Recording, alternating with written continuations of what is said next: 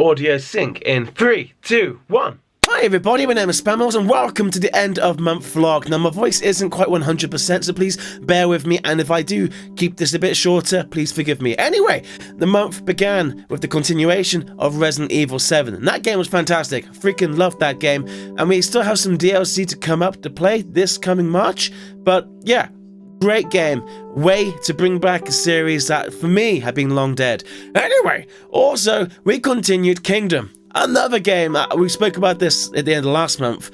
It is a game that totally surprised me, and I became so attached to it. And I loved, okay, the ending was kind of flat, but then again, that's the ending we always knew was coming. We just finally got there. And I loved that Ravenclaw did a fantastic artwork to kind of immortalize King Spammals and Concord Binky Horse. So I like that game a lot, and I'm going to play that again in a live stream in the future. But yeah, way to go, Kingdom! Anyway, Titanic VR happened, so yes, it's kind of exciting. We always appreciate new Titanic games coming onto the scene, because there's so few of them. And of course, we're going to try every single one of them here. But of course, it is, in a way, kind of battling against Honor and Glory, like whether it wants to acknowledge it or not. You could argue up until now, Honor and Glory has kind of gone unopposed in this kind of Titanic computer game in markets, as it were. And Titanic VR is the very first time it's got some serious competition that's kind of muscling in. I mean, Titanic VR seems to be focusing more on the wreck, and that's great because we've got only the one wreck game, and that was terrible. I kind of hope that Titanic VR just kind of drop or skip over much of the above water bits and just focus on the wreck. Anyway, there's going to be another demo of that coming out. I spoke to them just this week. They had a build ready and they tested it, and the FPS wasn't good on it, so they've put it on hold. They're gonna get that sorted, and then we'll be trying that as soon as it's ready. Moving on, Ghost Mine VR. This was outstanding. I went into this completely blind. I was in my VR. I think I had just recorded Titanic VR, and I was like, huh, I've had this in my library for a while. I kind of want to check this out. I expected it to be kind of just a generic little shooting thing, a little bit of a minecart ride, kind of la la la la. No, it was a full-on horror game, and it was awesome. And I think the fact because I didn't know it was a horror game made it even more scary because it was all the more unexpected. So that was cool. That was a two-part series. I thoroughly enjoyed that. Also in this month, we did Accounting VR. Now this is made by the guys who did Stanley Parable. They have a production company called Crows, and it's also made in part by the guy who did Rick and Morty. I've forgotten the guy's name just now, but yeah, great collaboration. It's a free-to-play game, and it was super funny. It became into arguing simulator. I don't care, it's your tree place. Tree world. I'm taking this. Who are you? Hey, no, don't touch these goggles. I told you. Goggles. The only thing I could do was just throw myself into the middle of it, and it really worked out quite well. I really had a lot of fun doing that. Moving on. Okay, so we did the tutorials for depth, and that was cool as well. I was told you kind of have to do the tutorial, but in hindsight, you don't have to do the tutorial. But it was fine because it gave me the foundation of understanding what the game was going to be like and how to play it. And it seemed to come off great on you guys. It's a game we're definitely going to be revisiting further down the road. Just right now, it's kind of on pause, but it will be back. Boogeyman 2! So we did Boogeyman 1. Like last year, and it was cool. Boogeyman 2 kind of rides on the coattails of Five Nights at Freddy's to a degree. In reality, it's a very different game, but at its core, it is just a jump scare game. Now, what made Boogeyman and also Boogeyman 2 good, the first nights were crap, because they're too easy. But when you get to the hard stuff, that's when it gets really interesting because your senses are so tweaked, listening for little sounds, trying to be as fast as you can and as efficient as you can. It makes the jump scare a heightened experience. So that's cool. Not everybody liked it, but I liked it. I'm glad we did it. Anyway, we did our very first live stream. Yes, mate, not a practice live stream, not a test stream, but the real thing. So it was 2 hours long and we played Overwatch, Depth, Dead by Daylight, and I forgot the other one. Rocket League, of course. And we had Viana come on and we did some Rocket League together, and we did open the doors for you guys to come play, but I guess you guys were shy because nobody wanted to play. Boo-hoo. You had your moment, it's gone. The feedback was outstanding for that live stream. I was so nervous going into it. everything running through my mind was saying, like, I don't think people are going to come. I don't think people will stay. I don't think people will like it. I worked really hard to try to make it a bit different to your generic live stream. There was only a few kind of teething errors, but I already know how the next time it's going to be even better. So we're going to be doing that once a month. The next one, hey, I can tell you now, because I've got a calendar in front of me. Hey, how about that for efficiency? The next one is going to be on the March the 17th. It's Friday, March the 17th. But I will 100% confirm that and lock it down in the coming weeks. Moving on. Prop hunt with my Skirm, or Bob, aka Markiplier, Wade, and Bob.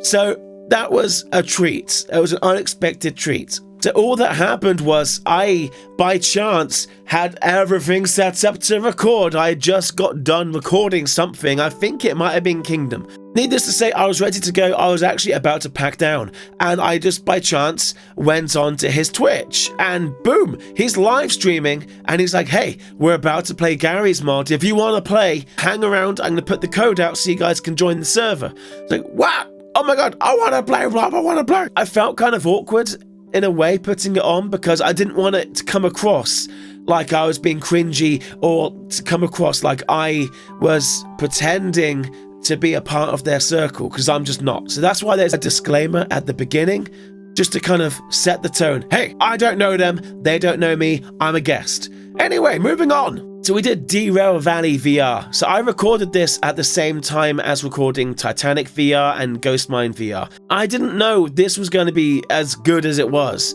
So I played it because I wanted to play it. I thought it looked really interesting and I had a load of fun in it. But when I was done recording it, I was kind of thinking to myself, like, I don't think the channel will kind of dig a train game. Like, I don't think it's going to fit. So I actually held it back and I was close to deleting it. And then I kind of got stuck for an upload. I ran out of time. I've been really struggling with time. So I was like, fuck it. I had fun. It's going to make it happen. And boom. Was very happy with that. And I was really happy to see that I could play such games. And you guys would not only embrace it, but would like it. So it just shows that we're kind of on the same wavelength here. So that's a really nice thing. We're kind of fast tracking our way to the end of the month here. We did Sword with Sauce. I saw the Game Hog boys do this, and it looked great fun. I only watched like 5 minutes of their video. That's all I needed to see to go like, this is a game I need to check out. I'm gonna go and check out this game. It's gonna be awesome. And it was awesome. Originally, I only expected to do one episode, and I never envisioned the whole boop thing. It was just because I'd spent so long trying to do it and I kept dying. The whole boop thing was just like, I need to fast forward to the end. It would be cheap just to jump to like the final guys. So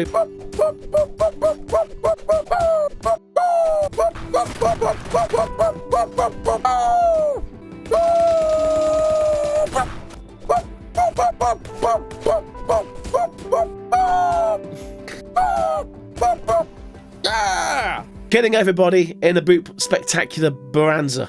I knew there and then, after uploading it, like, I gotta do another episode on this. There's a boat level, there's a harbour. I like my boats. You guys like boats. I felt it would go down well.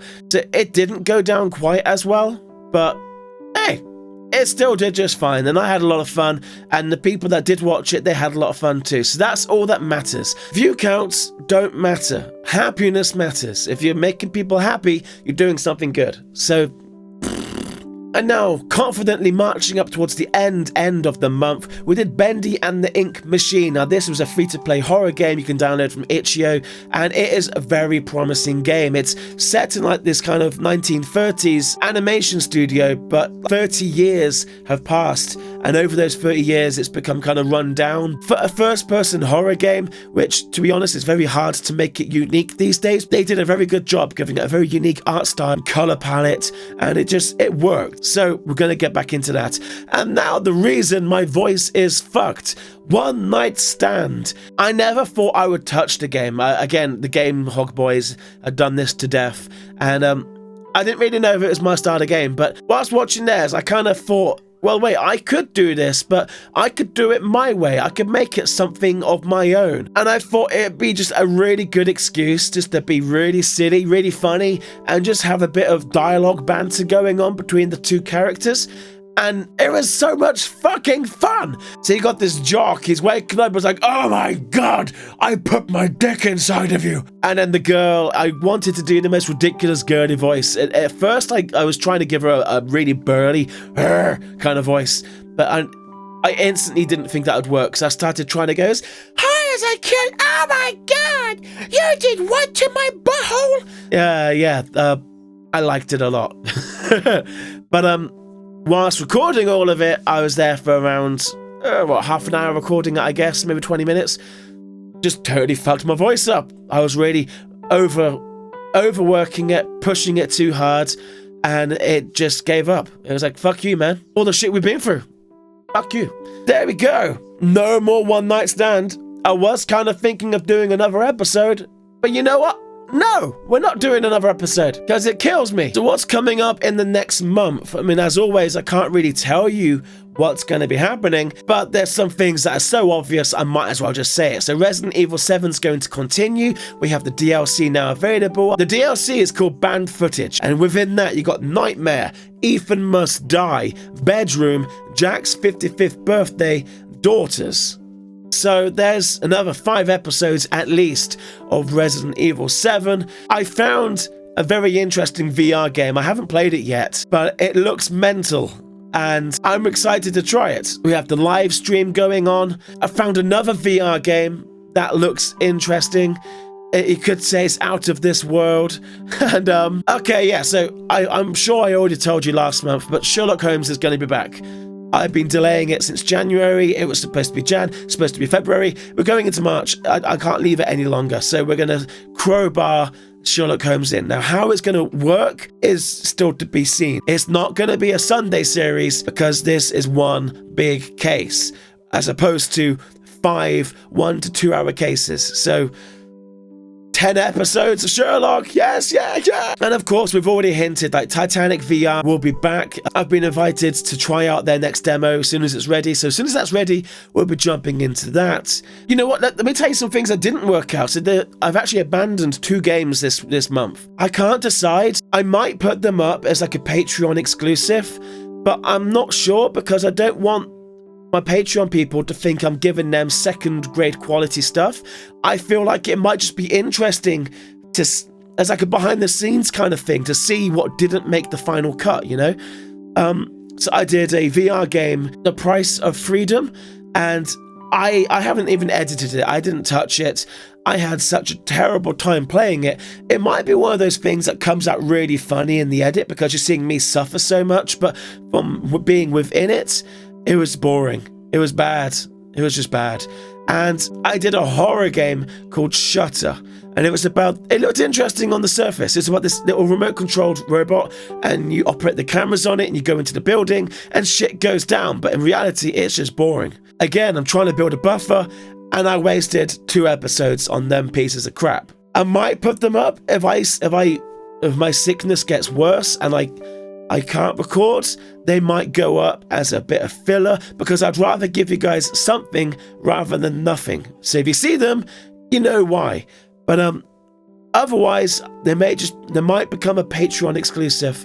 And this isn't a plug to go, hey, support me on Patreon. It's good. I want to create more content for my Patreon people. They physically back me. They support me in the biggest way possible, so I want to do more for them. I'm stuck in this situation where I'm struggling to maintain the daily upload whilst maintaining a daily life, whilst maintaining daily things. It's like I'm spinning plates, and I'm trying to keep everyone spinning, and it's getting hard. But I'm losing my job, so I thought I was going to be out of the job in March, but that has now been pushed back until May. So I've got a couple more months to kind of build up some money because I'm going to... Fuck you, camera, for stop recording. Audio syncing. 3, 2, 1. So a couple more months to build up some money to support the channel going forwards. So that's going to make the Patreon even more important. I want to give more back to you guys, and I'm going to do more. I've got plans. I have a very, very unique plan that I've yet to act upon because I need the time. So come May, I'm expecting to see a burst in productivity, like a big burst, because I'm going to have a whole lot of more time available, and I'm not going to squander it. I'm not going to spend all day sleeping in bed, like being an unemployed bum. I'm going to treat YouTube like it's my full-time job until I get another full-time job. So there's stuff happening. This has gone way off the track. Yeah, I'm going to leave the end that. Anyway, so tomorrow's video, I haven't recorded it yet. I haven't even got anything on my calendar because I'm behind trying to get that sorted. Because my voice is how it is, it's going to be something very calm. I can't be 100% Spammals just now, so it's going to be a calming and probably slightly dull video, but maybe you might like it. Maybe it'll be a nice change of pace. So bear with me whilst I get healthy, and we're going to have good stuff coming very, very soon. I would love to start Resident Evil off tomorrow, but I don't want to fuck that up with this voice. I want to be 110% Spammals for that, so just give me some time, and everything's going to be just fine, okay? You're doing good, guys. Right. Anyway, on that bombshell, thank you for watching. Rate, comment, and subscribe, and I'll see you in the next episode. Goodbye, everybody!